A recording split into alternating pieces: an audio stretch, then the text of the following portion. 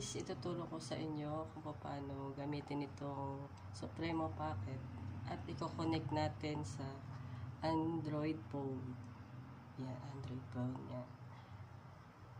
Ang ida-download natin ay itong Hello Cam. Ito. Yan, ganyan yung itsura niya. Tapos, saka pipindutin natin siya. Unahin natin siyang pindutin para ma-connect. Yan yung lalabas. And then, dito naman sa side ng Supremo Pocket. Yan. Ganyan naman yung lalabas. Ganyan. Nandyan yung password. Tapos, saka naman, punta kayo sa internet. Buksan yung internet. Makikita nyo dyan yung Supremo Pocket.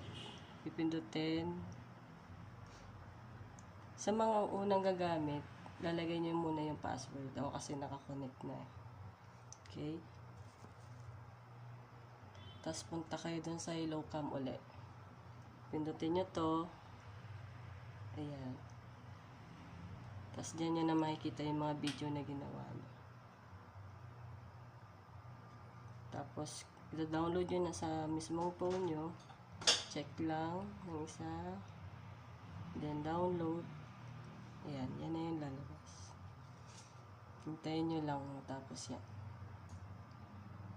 Tsaka huwag nyo na lang pipindutin. Hayaan nyo lang. Nakaganyan to.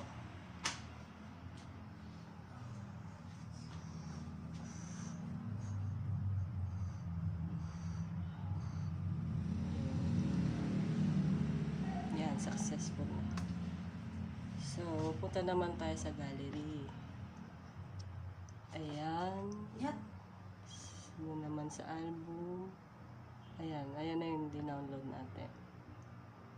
Yan. Magpi-play na siya dyan. Pindot na.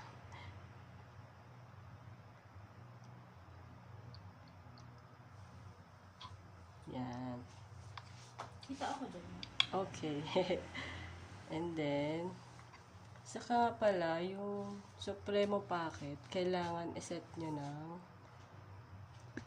tanggalin muna natin to. Yan. Iset nyo ng sa resolution. Ayan. Video resolution. Okay. Ako kasi ginagamit ko lang pag Android. 4K lang. Kasi pagka 5K, hindi siya gumagana, hindi siya nagpi-play, hindi mo siya ma-upload sa Facebook, kahit saan. So, 4K yan. Swak yan sa Android. Ayan. Okay mo lang. Tapos, doon naman tayo sa cellphone. Yung dinownload ko, pwede mo siya. Ginawa ko yan. Pwede mo siya i-post na nagpi-play. Kaya, mas okay yan sa Android. 4K lang. Ayan. Okay? Thank you.